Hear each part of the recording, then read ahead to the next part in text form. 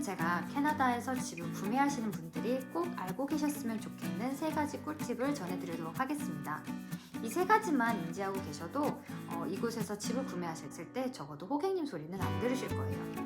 3가지 팁 전해드리고 나서는 실제로 쇼홈에 가서 실전편으로 간단한 팁도 전해드리려고 하니까요.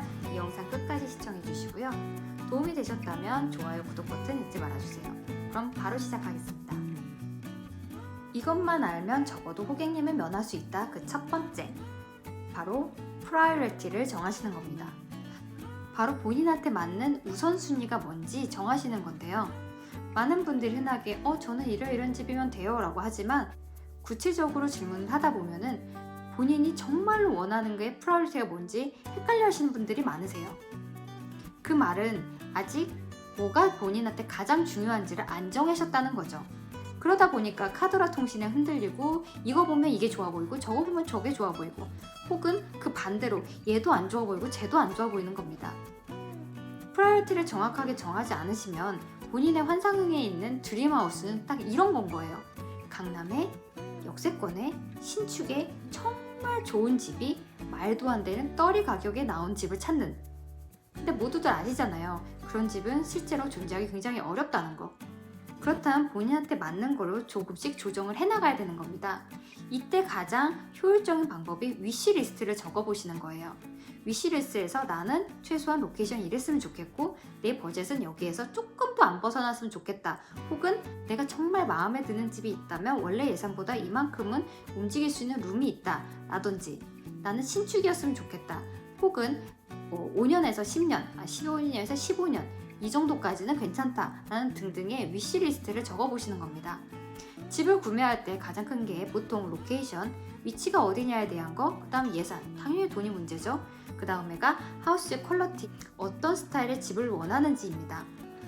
당연히 디테일로 들어가면 커뮤니티라든지 학군이라든지 그 다음에 모기지 이율이라든지 이런 것들이 다양하게 있겠지만 가장 크게는 이 3가지로 보실 수 있으세요.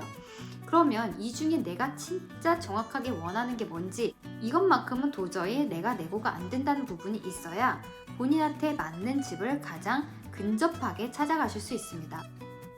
집 구매하실 때 알아야 되는 2번째 팁, 리세일 밸류를 생각하시는 겁니다. 아니 내가 지금 너무 마음에 들어서 사는데 언제 또 팔 줄 알고 또 리셀까지 생각을 하냐 라고 하시는 분들이 간혹 있으세요. 하지만 부동산이라고 하는 거는 다른 물건을 구매하실 때랑 조금 다른 성향이 있습니다. 본인이 정말 이 집에 끝까지 살지 않는 이상은 언젠가는 되팔아야 되는 물건이에요. 그렇기 때문에 현명한 소비를 위해서는 내가 되팔았을 때 밸류가 어떻게 될지를 감안을 하셔야 되는 거죠. 나는 정말 오늘 하루만 산다. 내가 즐겁게 살고 그냥 그걸로 땡이었으면 좋겠다. 돈이 얼마나 손해봐도 상관없다 라고 하고 생각하시면서 부동산 구매하신 분 거의 없으시잖아요. 그럼 리세일 밸류를 정확히 생각을 하면서 보셔야 됩니다. 그렇다면 리세일 밸류를 저희가 어떻게 알 수 있을까요?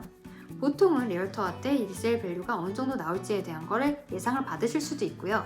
본인이 직접 체크를 하실 때는 이런 부분만 좀 피하시면 됩니다.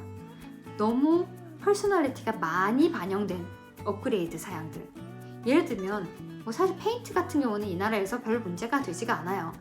바닥재라든가 캐비넷이라든가 아니면 구조적인 부분이라든가 잘 바뀌기 어려운 부분들이 너무나도 특이한 것들, 그런 것들은 나중에 리세일 할 때 조금 힘듭니다. 한 제 고객 예로 어느 분이 집을 짓는 데 있어서 마스터 엔수ite, 그러니까 안방에 딸린 화장실을 짓지 않았어요. 나는 별로 화장실이 그 2층에 2개까지 필요 없고 복도하고 방이 오히려 컸으면 좋겠다 라는 것 때문에 그렇게 하셨는데 그걸 하면서 화장실이 하나 없으니까 한 7,000불 정도 아껴서 집을 지었습니다. 근데 문제는 이걸 팔 때 이게 없다는 거 이유만으로 10,000불, 15,000불을 덜 받을 수밖에 없었어요. 본인한테는 괜찮은 거였지만 많은 포텐셜 바이어한테는 호감이 아니었던 거죠. 그런 부분을 말씀드리는 거예요. 내가 집을 사서 들어감에 있어서 내가 개인적으로 좋아하는 취향이 너무 많이 반영이 되면 나중에 리세일 할 때 밸류가 떨어질 수밖에 없습니다. 보셨을 때 그런 게 너무 많이 반영되고 내가 고치기 힘든 부분들, 난 살 땐 괜찮은데 라고 하실 수 있지만 그거가 어느 다른 바이어들한테는 호감이 아닐 수 있기 때문에 그거를 인지를 하고 구매를 하셔야 된다는 겁니다. 그럼 정리해 보겠습니다.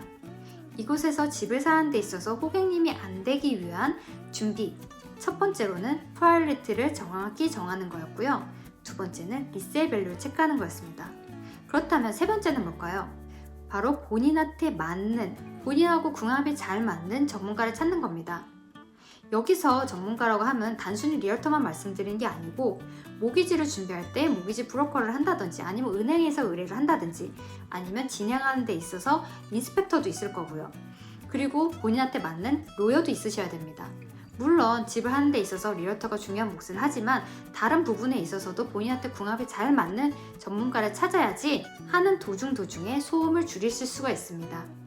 내가 적어도 이 사람 능력과 그리고 기본적으로 신뢰를 할 수 있느냐, 이 부분이 굉장히 중요해요.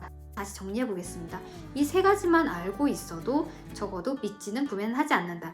첫 번째는 프라이어리티를 정확히 정하시는 거, 두 번째는 리세일 밸류를 고려하시는 거, 세 번째는 본인과 궁합에 맞는 전문가를 찾는 것입니다. 자, 그러면 실제로 쇼룸에 가서 어떤 걸 보는 게 좋은지 제가 가서 바로 보여드리도록 할게요. 짠! 이쪽으로 왔습니다. 지금 여기가 쇼홈들 있는 곳이고요.